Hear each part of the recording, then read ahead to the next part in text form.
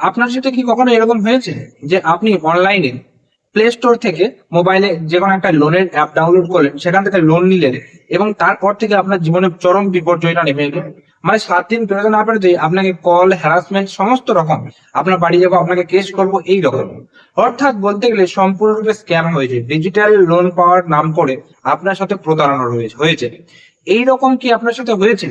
যদি হয়েছে তাহলে কিভাবে বাঁচবেন তার থেকে, বা যদি আপনার না হয়েছে, ভবিষ্যতে যেন না হয় তার জন্য আজকের এই ভিডিওটা আপনার অবশ্যই দেখা উচিত এবং বেশি লোকের সাথে শেয়ার করা উচিত।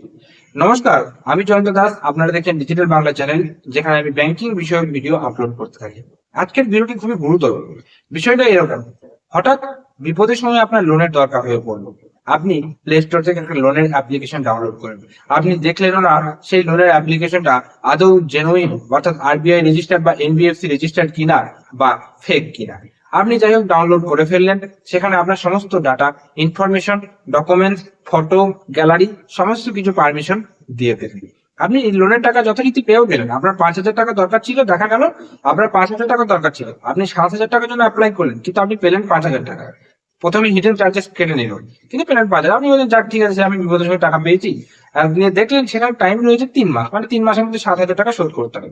কিন্তু 7 দিন পেরোতে না পেরোতেই কল শুরু করলো, বললো আপনার এতদিন ধরে ওভারডিউ হয়ে গেছে, আপনি 7,000 টাকা লোন নিয়েছেন, যেটা সুদ সহ আজকে 18,000 টাকা হয়ে গেছে, কবে শোধ করবেন?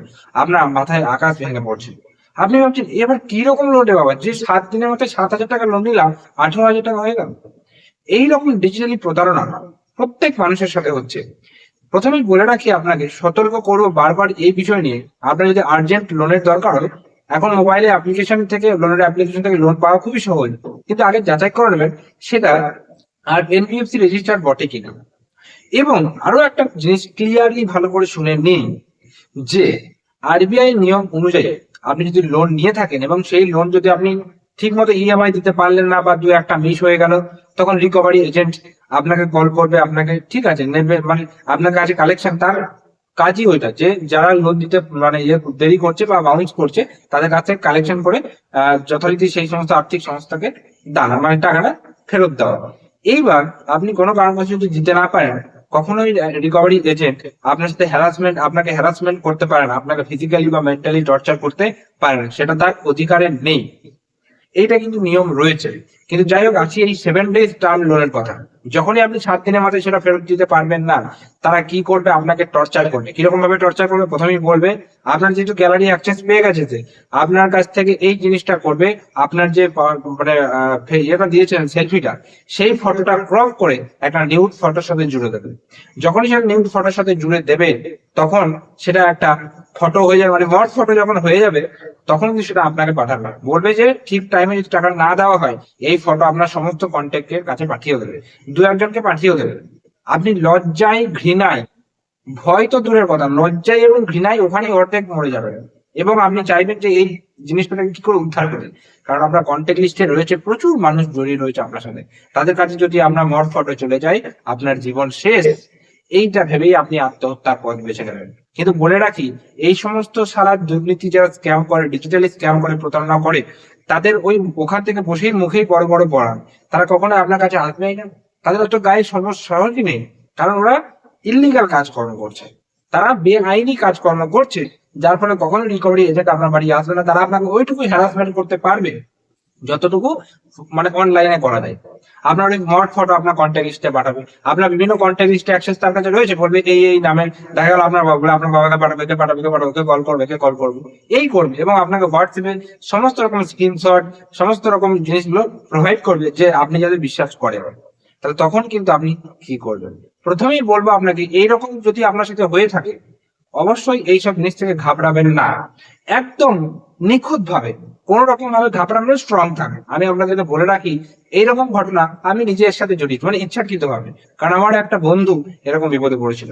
তারপরে আমি এখন আপনার অ্যাপ্লিকেশনের নাম আমি করতে পারি, কারণ প্লে স্টোরে নেই, ওটা উঠে গেছে। স্মার্ট লেন্ডার বলে একটা অ্যাপ ছিল, 7 ডেজ টার্ম লোন, একদম ফেক অ্যাপ্লিকেশন, যেখান থেকে আপনি টাকা তো পেয়ে যাচ্ছেন, কিন্তু 7 দিন যেতে না যেতে আপনাকে কল করবে। এবং যথারীতি আমারও তাই ঘটেছিল, আমারও মড ফটো বানিয়ে আমাকে হোয়াটসঅ্যাপে সেন্ড করেছিল, আমারও কন্ট্যাক্ট লিস্টে কিছু জনকে সেন্ড করেছিল।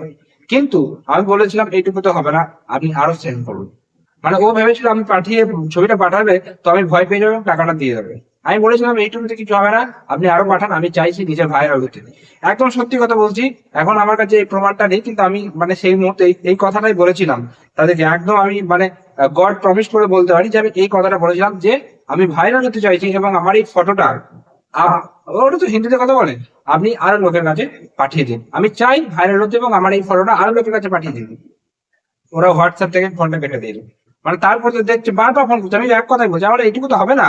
আপনি যদি চান আমি আপনাকে আরো আমি কন্ট্যাক্ট দিচ্ছি, ঘুরিয়ে আমি অনেক কন্ট্যাক্টের লিস্ট আমি ওদেরকে হোয়াটসঅ্যাপে পাঠিয়েছিলাম। ওরা তারপর থেকে আমাকে ফোনই করা ছেড়ে দিয়েছে, মানে তারপর থেকে আর কিছু নেই, মানে একদম মুক্ত হয়ে গেছে। কিন্তু যাই হোক, এটা তো আমি আমার কথা বললাম। আপনারা যদি এরকম ঘটে, প্রথমে বলবো চিন্তা মুক্ত হবেন না।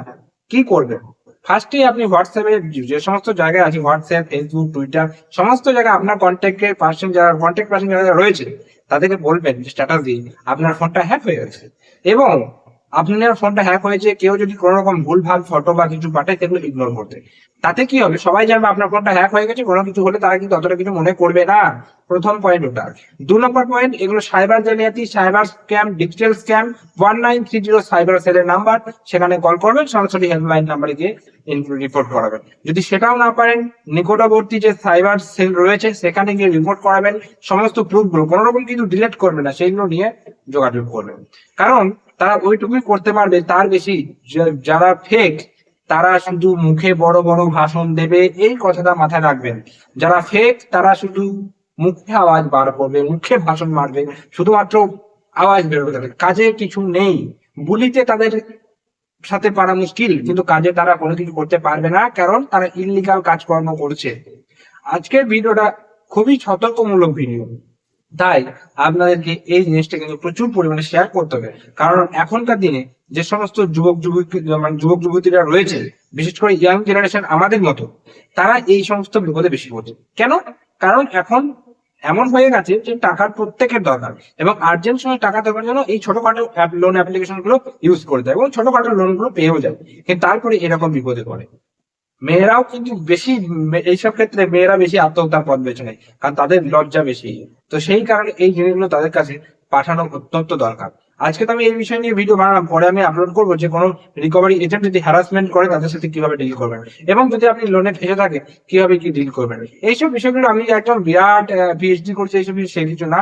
একদম চোখ কান খোলাটাকে চারপাশে যে বিষয়ে আমার ইন্টারেস্ট, এবং এই বিষয়ে নিয়ে আমি নাড়াঘাটা করি বলে এই সমস্ত জিনিস যেগুলো বইয়ের পাতায় বা যেগুলো ইনফরমেশন পাওয়া যায় বা আরবিআই গাইডলাইন মেনে যে সমস্ত রুলস গুলো রয়েছে সেগুলোর উপর ভিত্তি করে আমি কিন্তু তথ্যগুলো আপনাদেরকে দেওয়ার চেষ্টা করি। এই নয় যে আমি পিএইচডি করে রেখে যে আমি যা বলবো তাই হবে, সেটা কিন্তু না। আমি জাস্ট আপনাদেরকে সঠিক জিনিসটা বলে গাইড করতে পারি। নমস্কার। তো আশা করি ভিডিওটা ভালো লাগলো। অবশ্যই কিন্তু একটা লাইক করবেন, চ্যানেলে যদি নতুন থাকেন, এই ধরনের ভিডিও পেতে চান সাবস্ক্রাইব করে রাখবেন। দেখা হচ্ছে পরবর্তী ভিডিওতে, ততক্ষণ পর্যন্ত প্রত্যেকে সুস্থ থাকবেন, ভালো থাকবেন। টাটা এবং ধন্যবাদ সকলকে।